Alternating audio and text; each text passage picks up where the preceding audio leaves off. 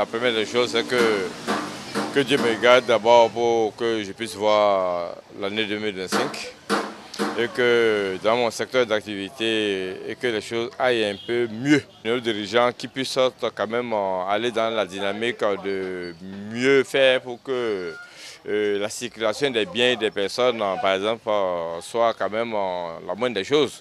Dans mon secteur, ce que je souhaite ou ce que j'envisage pour l'année prochaine, le Bénin puisse reprendre la tête du leader dans la production en matière de coton dans la sous-région en général et en particulier en matière de production vivrière dans les autres cultures. Ce que je prie à Dieu, que Dieu nous donne la paix dans ce pays.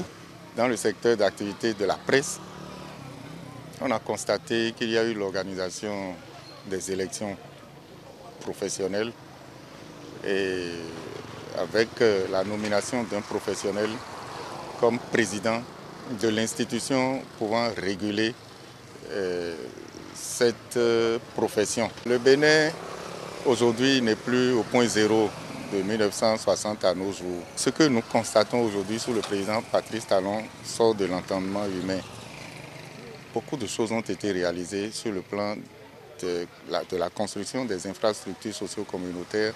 Ce qu'il reste à faire, c'est de continuer d'améliorer les conditions de vie des travailleurs béninois.